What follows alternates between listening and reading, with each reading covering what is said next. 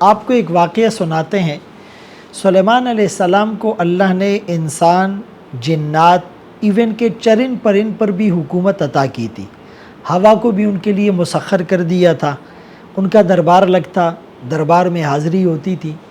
ایک دن دربار میں ہدہد پرندے کو غائب پایا تو سلیمان علیہ السلام نے پوچھا، لا اری الہدہد ام کان من الغائبین، کیا ہوا مجھے کہ میں ہدہد کو نہیں دیکھ پا رہا؟ اگر وہ پیچھے ہے تو سامنے آ جائے، یا وہ غائب ہے؟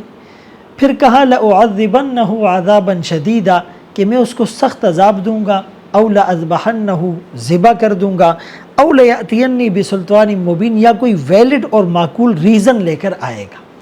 بہرحال تھوڑی دیر کے بعد ہدہد پرندہ حاضر ہوا اور اس نے اپنا عذر پیش کیا کہ میں اڑ رہا تھا اور میرا گزر ایک بستی پر ہوا اور ان کی ملکہ ایک عورت تھی اور وہ سورج کی پرستش کرنے والے تھے، یسجدون للشمس من دون اللہ۔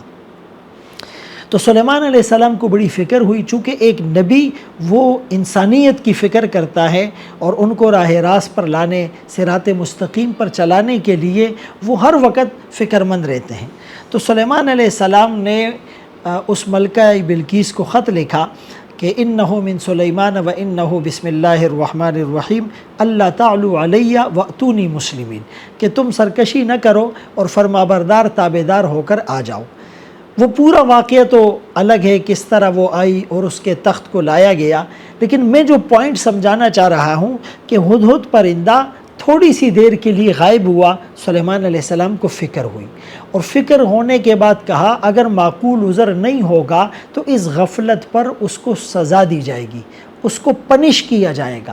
تھوڑی سی دیر کے لیے غیر حاضر رہنے پر اگر ایک نبی اس کو سزا دینے کا، پنش کرنے کا سوچ رہے ہیں، ہم اللہ کے دربار میں حاضر ہونے سے کتنے غافل ہیں۔ سالوں گزر گئے، نماز نہیں پڑھی، سالوں گزر گئے، زکوٰۃ نہیں دی، سالوں گزر گئے، روزے نہیں رکھے، اور زندگی میں حج نہیں کیا، عمرہ نہیں کیا، تبلیغ میں نہیں گئے، جہاد نہیں کیا۔ امت مسلمہ کا درد ہمارے دلوں میں نہیں ہے، امت مسلمہ کی فکر اور کڑن ہمارے اذہان میں نہیں ہے۔ تو اگر ہم سے پوچھا جائے گا، شیطان جو ایک سجدہ نہ کرنے کی وجہ سے راندہ درگاہ ٹھہرا اور رجیم اور مردود اور لعین ٹھہرا، مطرود ٹھہرا، تو ہم کتنے سجدوں کا یعنی مختلف شکلوں میں انکار کر رہے ہیں، اللہ کی حکم عدولی کر رہے ہیں، نافرمانی کر رہے ہیں۔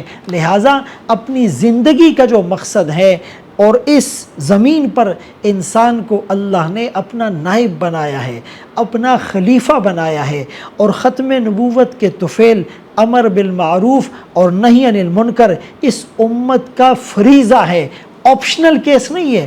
کنتم خیر امہ اخرجت للناس تأمرون بالمعروف وتنہون عن المنکر ادع الی سبیل ربک بالحکمہ والموعظۃ الحسنہ وجادلہم باللتی ہی احسن۔